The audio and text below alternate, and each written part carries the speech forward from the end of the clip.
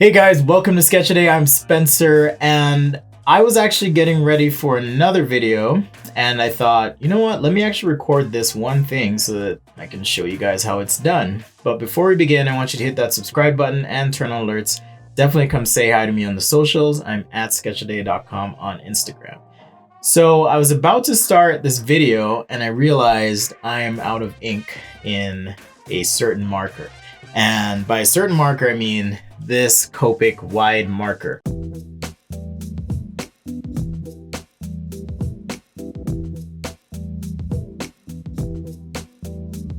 Yes, you can get them in a wide variation. Here's a sketch Copic, they are different. But I wanted to make my own Copic marker because sometimes you actually can't find these wide markers with a certain color of ink.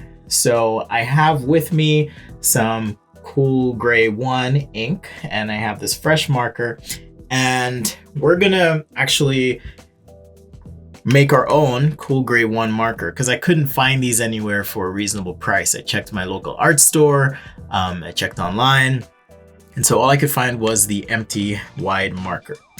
Now to do this, you actually just uncap the marker. There is some plastic that comes around the marker when it's shipped to you, but just uncap the marker and you'll notice that the tip of this marker is actually, it looks pure white, and that's because there is no ink in the marker currently. So you just remove the tip. It's definitely better if you can remove the tip with the tweezers. I don't have them. I'm a little paranoid about getting oil on the marker tip. Oil's for my finger, but you know what? We're just gonna roll with it. Undo the cap to your ink here. And all you have to do is squeeze some ink in. And now this marker will become a Cool Gray 1 monster with a nice wide tip, okay? So I'm just squeezing the ink in. There's this little hole in the top of the marker. And once there's enough ink in there, I guess the question would be, how much ink do I put in? You know, I don't have a good answer for that one. I just kind of do it until I feel like, okay, that's probably enough ink. Sometimes you end up with a juicy marker and sometimes not. But at this point, you just put the tip back in like so.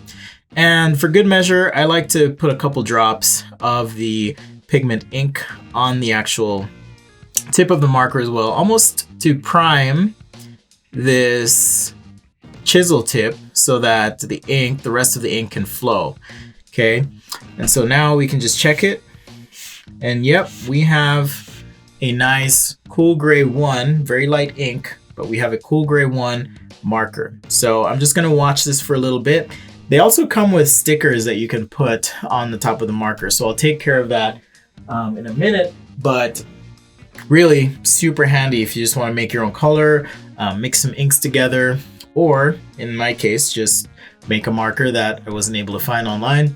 I found the empty markers and the ink, and now I have a nice juicy Cool Gray 1 Copic wide marker. Well, hopefully you guys enjoyed that video. This is one of the many reasons I love Copic markers. They don't sponsor me, they just make good products. So if you have any other questions about markers, be sure to leave a comment below. I'd be happy to answer those questions. I am working on a future video about chart pack markers at the request of the awesome Chad Sanborn, who was so gracious in helping me acquire some materials for that video. So stay tuned and watch out for that. But for now, we will see you next time right here on Sketch A Day.